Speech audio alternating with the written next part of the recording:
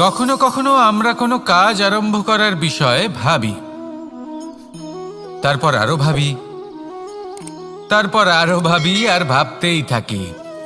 দেখুন, এটা কোনো অন্যায় নয় যে আমরা কোনো কাজ আরম্ভ করার পূর্বে তার বিষয়ে ভাবনা চিন্তা করছি, সেটা বোঝার চেষ্টা করছি, ঠিক আছে, কিন্তু সম্পূর্ণ সময় এই চিন্তায় ব্যর্থ করা উচিত নয়। যদি আপনি বেশি সময় লাগিয়ে ফেলেন তাহলে সময় আপনার ওপর অবশ্যই রুষ্ট হবে। আর কেনই বা হবে না? আপনি সময় নষ্ট করছেন, আর সেটা উচিত নয়। দেখুন, নিশ্চিতভাবে ভাবনা চিন্তা করুন, বিবেচনা করুন, পূর্ণরূপে করুন, কিন্তু এটাও মনে রাখবেন যে উচিত সময়ের মধ্যে আপনাকে কর্ম আরম্ভ করতেই হবে। যদি ভাবতেই থাকেন তাহলে কর্ম আরম্ভ করতে পারবেন না। আর এই সময় অত্যন্ত বলশালী। যদি একে সম্মান করেন তাহলে তা আপনার সাথে থাকবে, আর যদি না করেন তাহলে থাকবে না। আসুন সময়কে সম্মান করুন আর আমার সাথে ভালোবেসে বলুন, রাধা রাধা। আপনি কখনো ভেবে দেখেছেন কি সেই জিনিস যা আপনাকে সামনে এগোতে বাধা দিচ্ছে? ধরুন আপনি কোনো পথ দিয়ে যাচ্ছেন, পা মুচকে গেলে তা আপনাকে সামনে এগোতে বাধা দেয়। সেইভাবেই জীবনে ক্ষুদ্র চিন্তা আপনাকে সামনে এগোতে বাধা দেয়। দেখুন, যদি কোনো চাক থাকে যার মধ্যে ফাটল রয়েছে, তা আপনাকে ভালো মাটির পাত্র বানাতে দেবে না। ঠিক সেইভাবেই কাউকে ঈর্ষা করলে তা আপনাকে মহান হতে দেবে না। আমি উচ্চস্তরীয়, আরও নিচুতে রয়েছে, এই ভাবনা কখনোই আপনাকে উচ্চস্তরে পৌঁছতে দেবে না। মন থেকে সকল বিকার, ঈর্ষা, মোহ, লোভ, লালসা এই সব ত্যাগ করুন। চিন্তা ভাবনাকে বড় করে তুলুন, ধন্যাত্মক বোধ জাগিয়ে তুলুন, আর সম্পূর্ণ সমর্পিত হয়ে কর্ম করুন। মহানুভবতা আর সাফল্য এই দুই আপনার পদানত হয়ে থাকবে। তাহলে আসুন আর আমার সাথে ভালোবেসে বলুন, রাধা রাধা। এই সংসারে এমন কখনোই হবে না যে আপনি কিছু একটা করলেন কিন্তু তার মূল্য আপনাকে দিতেই হলো না। যে কোনো কাজের জন্য, যে কোনো কর্মের জন্য আপনাকে মূল্য দিতেই হবে। প্রকৃতিও আমাদের এটাই শেখায়। আকাশে দেখুন সূর্যকে, প্রত্যেকদিন আমাদের প্রকাশ প্রদান করেন। এনাকে সূর্যনারায়ণ বলা হয়। ইনি কি মূল্য প্রদান করেন? নিজে জ্বলতে থাকেন। ধরিত্রী মাতা, এই ভূমি, ইনি কি মূল্য প্রদান করেন? প্রহার সহ্য করেন। আমরা এই ধরিত্রীতে প্রহার করে মাটি খুঁড়ে তাতে বীজ বপন করি, তবেই আমরা অন্ন লাভ করি, তবেই ফসল পাই। জীবনে যদি আপনাকে সফল হতে হয়, সম্মান পেতে হয়, যশ পেতে হয়, তাহলে আপনাকে মূল্য দিতেই হবে।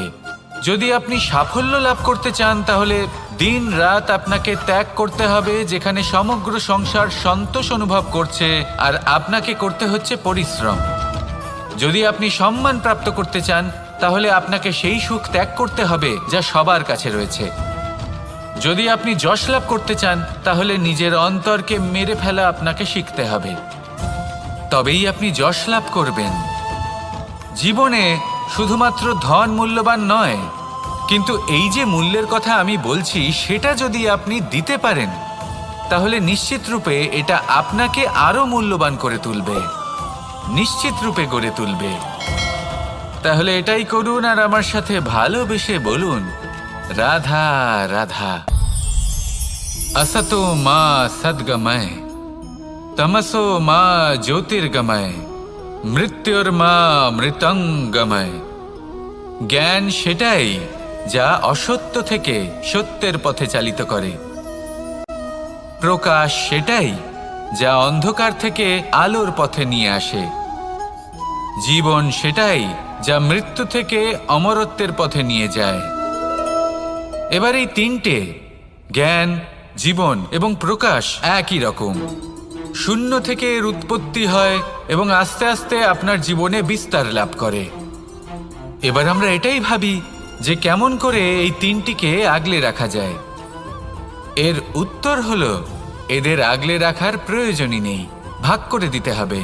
কোনো বৃক্ষকেই দেখে নিন, একটি বৃক্ষ অনেক বছর ধরে বেঁচে থাকে। কেন? কারণ সে ভাগ করে দিতে জানে। সে নিজের বীজ ছড়িয়ে দেয়, এই ধরিত্রীতে দেয়, সেই বীজ যা অঙ্কুরিত হয়ে এক নতুন বৃক্ষকে জন্ম দেয়। শুধু ছড়িয়ে দিয়ে একটি বৃক্ষ জীবন দান করতে পারে। যদি কোনো ব্যক্তি জ্ঞান ছড়াতে শিখে যান, যদি প্রকাশ আলোর কিরণ ছড়িয়ে দিতে শিখে যায়, কোনো ব্যক্তি তার জীবনের সুখ ছড়িয়ে দিতে শিখে যান, তাহলে তিনি মৃত্যুর পরও মৃত হন না। এই ভাগ করে দেওয়ার সুখটাই কিছুটা আলাদা। এই সুখ অনুভব করুন আর আমার সাথে ভালোবেসে বলুন, রাধা রাধা। এই সংসারের সব থেকে বড় যুদ্ধ কোনটা? দেব-অসুরের যুদ্ধ যা অনেক বছর ধরে চলেছিল, নাকি রাম রাবণের যুদ্ধ, নাকি মহাভারত? না, সংসারের সব থেকে বড় যুদ্ধ হলো সেইটা যা নিজের সাথে লড়া হয়, নিজের মনের সাথে লড়া হয়, নিজের অন্তরের সাথে লড়া হয়। এটাই সব থেকে বড় যুদ্ধ। এবার নিজেই দেখুন আপনার সব থেকে বড় শত্রুকে। আপনার স্বার্থ, আপনার কামনাগুলি, আপনার অহংকারগুলি, যা আপনাকেই নষ্ট করে দেয়। যদি এদের ওপর আপনি বিজয় লাভ করতে পারেন, তাহলে ধরে নিন এই সংসারে সবার ওপরে আপনি বিজয় লাভ করতে পারবেন। এই সংসারে কেউ আপনাকে পরাজিত করতে পারবে না। কিন্তু তার জন্য প্রয়োজন অনুভূতির। অনুভূতি ভালোবাসার, অনুভূতি অনুপ্রেরণার। যে ব্যক্তি ভালোবাসতে পারেন এবং প্রেরণা দিতে পারেন, তিনি চিরকাল জয়লাভ করতে পারেন। নিজের কাছে ভালোবাসার এক অস্ত্র রাখুন আর প্রেরণার এক ঢাল। জীবনে কেউ আপনাকে পরাজিত করতে পারবে না।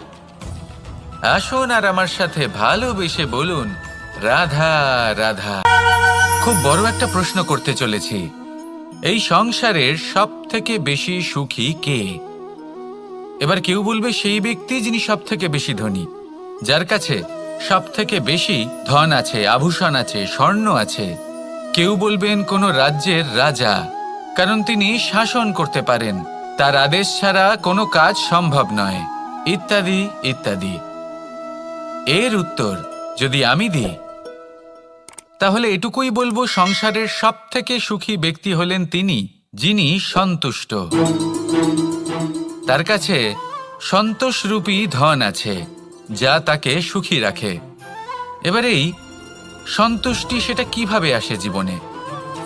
এটা আসে ধৈর্যের কারণে। ধৈর্যের এই অনুভূতি অত্যন্ত শক্তিশালী। এই ধৈর্যই কিন্তু আমাদের ধরিত্রীকে ধরিত্রী মাতা করে তোলে। কারণ ধরিত্রী মাতা ধারণ করেন, সহ্য করেন, ধৈর্য ধরেন এবং নিজের কর্ম করতে থাকেন। সেটা ধৈর্যই ছিল মাতা সীতার মধ্যে, যা রাবণের অন্ত করে দিল। এই ধৈর্যের কারণেই নারায়ণ কুর্ম অবতার ধারণ করেছিলেন, বড় একটা পর্বতকে পৃষ্ঠে ধারণ করেছিলেন এবং সমুদ্র মন্থনকে সম্ভব করেছিলেন। সেই জন্য সর্বপ্রথম মনের মধ্যে ধৈর্যকে নিয়ে আসুন। এই ধৈর্যই আপনাকে সন্তুষ্টির পথে নিয়ে যাবে, আর এই সন্তুষ্টি আপনাকে লোভ, মোহ এবং লালসার পথ থেকে দূরে নিয়ে সুখের পথে নিয়ে যাবে। আর তখন এই মন প্রসন্ন হয়ে বলবে, রাধা রাধা। মানুষ চিরকাল বড় মানুষ হয়ে উঠতে চায়, সবসময় সেই নিয়ে কল্পনা করে। কিন্তু প্রশ্ন হলো এটাই যে মানুষ বড় কখন হতে পারে? যখন সে ধনী হয়ে ওঠে, নাকি যখন তার কাছে সম্মান থাকে, নাকি যখন রূপবান হয় বা অধিক শক্তিশালী হয়? মানুষ বড় মানুষ তখনই হতে পারে যখন বিপদের সময় সে অন্য কোনো মানুষের পাশে এসে দাঁড়ায়। তাই সর্বপ্রথম এইটা শিখুন। হয়তো এই জন্যই হনুমান শ্রীরামের কাছে এতটা বড়, আর হয়তো এই জন্যই বলরাম দাদা আমার কাছে এত বড়। যদি আপনিও জীবনে বড় হয়ে উঠতে চান, তাহলে কারোর সাথে তার দুঃখের সময়, তার সংকটের সময় তাকে সঙ্গ দিন আর পাশে এসে দাঁড়ান। এই মন প্রসন্ন হয়ে বলবে, রাধা রাধা। জীবনে সবথেকে বেশি গুরুত্বপূর্ণ বস্তু কি? বাড়ি, বাহন, সোনা, ধন। যদি আমি সত্যি বলি তাহলে জীবনে সবথেকে বেশি গুরুত্বপূর্ণ বস্তু কোনো বস্তুই নয়। যদি কিছু গুরুত্বপূর্ণ থাকে তাহলে তা হলো অনুভূতি, করুণা, মিত্রতা, মাতৃত্ব, বাৎসল্য, আর সবথেকে বেশি গুরুত্বপূর্ণ ভালোবাসা। নিজেদের এই জীবনে যদি আপনি শুধুমাত্র বস্তুর খেলাতে মেতে থাকেন তাহলে জীবনে আনন্দ কখনোই থাকবে না। নিজের এই জীবনকে অনুভূতির পীঠস্থান বানিয়ে তুলুন। এই মন প্রসন্ন হয়ে বলবে, রাধা রাধা। যখনই কোনো ঘূর্ণিঝড় আসে, কোনো প্রলয়ে আসে, তখন দেখবেন তা কত বৃহৎ প্রভাব ফেলে, কত বড় বিনাশ ঘটায়, বিধ্বংস সৃষ্টি করে। যখন বন্যা আসে তখন কত গভীর প্রভাব ফেলে, কত সর্বনাশ ঘটায়। নদীর পাড়ও ভেঙে বয়ে নিয়ে যায়। সেখানে কোনো গাছকে দেখুন, শান্তভাবে দাঁড়িয়ে থাকে, চুপ করে, আর নিজের কাজ করে, ছায়া প্রদান করে, ফল প্রদান করে, কোনো শব্দ না করেই নীরবে কর্ম করে। যদি নদীর কথা বলি, নদী যখন বয়ে চলে খেতে জল প্রদান করে, বনস্পতিদের প্রাণ প্রদান করে, আমাদের পানীয় জল দেয়।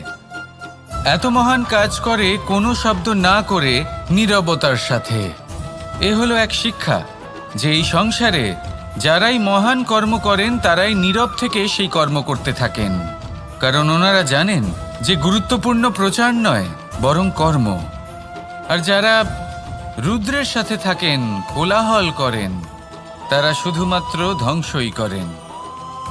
এবার আপনি মৌন থেকে শুধুমাত্র কর্ম করে মহান হতে চান, নাকি রুদ্রের সাথে থেকে বিধ্বংস ঘটাতে চান? সিদ্ধান্ত